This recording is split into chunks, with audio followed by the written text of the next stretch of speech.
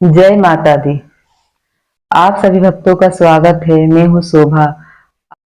आज नवरात्रि का पहला दिन है, तो आज मैं शैलपुत्री माँ का कथा सुनाऊंगी आप सभी को, और उनको क्या भोग लगता है वो भी बताऊंगी।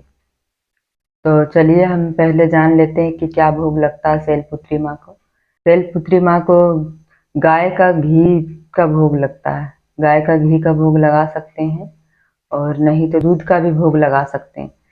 तो अब कथा सुनते हैं, चलिए।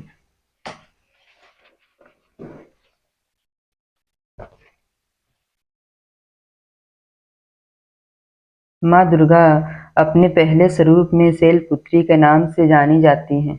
पर्वतराज हिमालय के यहाँ पुत्री के रूप में उत्पन्न होने के कारण उनका यह शैलपुत्री नाम पड़ा था। वृषभ स्थिता इन माता जी के दाहिने हाथ में त्रिशूल और बाएं हाथ में कमल पुष्प सुशोभित हैं। यही नौ दुर्गाओं में प्रथम दुर्गा है।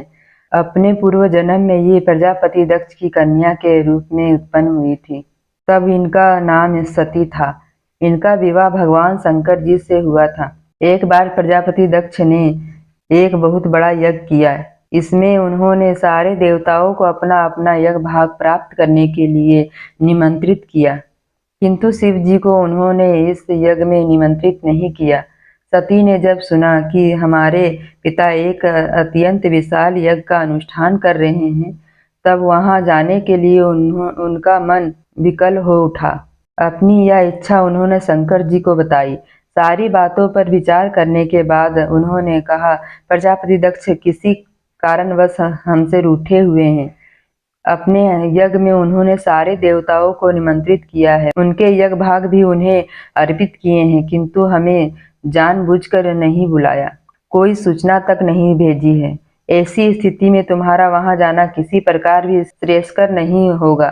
शंकर जी के इस उपदेश से सती का प्रबोध नहीं हुआ। पिता का यज्ञ देखने वहां जाकर माता और बहनों से मिलने की उनकी व्याग्रता किसी प्रकार भी कम न हो सकी।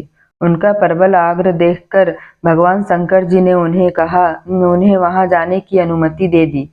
सती ने पिता के घर पहुंचकर देखा कि कोई भी उनसे आदर और प्रेम के साथ बातचीत नहीं कर रहे हैं।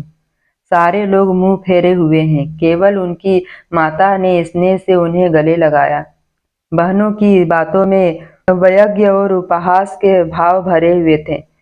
परिजनों के इस व्यवहार से उनके मन को बहुत कलेश पहुंचा। उन्होंने यह भी देखा कि वहां चतुर्दिक भगवान शंकर जी के प्रति तिरस्कार का भाव भरा हुआ है। दक्ष ने उनके प्रति कुछ अपमानजनक वचन भी कहे। यह सब देखकर सती का हृदय क्षोभ, ग्लानि और क्रोध से संतप्त हो उठा। उन्होंने सोचा, भगवान शंकर जी की बात ना मान यहाँ आकर मैंने बहुत बड़ी गलती की है। वह अपने पति भगवान शंकर के इस अपमान को सह न सकी। उन्होंने अपने उस रूप को तत्क्षण वहीं योग अग्नि द्वारा जलाकर भस्म कर दिया। वज्रपात के समान इस दारुण दुखद घटना को सुनकर शंकर जी ने क्रुद्ध हो अपने गणों को भेजकर दक्ष के उस यज्ञ का पूर्णतः विध्वंस करा दिया।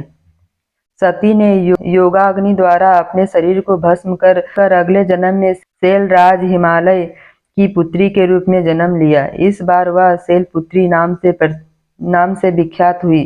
पार्वती, हेमवती भी उन्हीं के नाम हैं। उपनिषद की एक कथा के अनुसार इन्हीं ने हेमवती स्वरूप से देवताओं का गर्भभंजन किया था। शैलपुत्री देवी का विवाह भी शंकर जी से ही हुआ। पूर्व जन्म की भांति इस जन्म में भी वह शिव जी की अर्धांगिनी बनी। 9 दुर्गाओं में प्रथम शैलपुत्री दुर्गा का महत्व और शक्तियां अनंत है। नवरात्र पूजन में प्रथम दिवस इन्हीं की पूजा और उपासना की जाती है। इस प्रथम दिन की उपासना में योगी अपने मन को मूलाधार चक्र में स्थित करते हैं। यहीं से उनकी योग साधना का प्रारंभ होता है।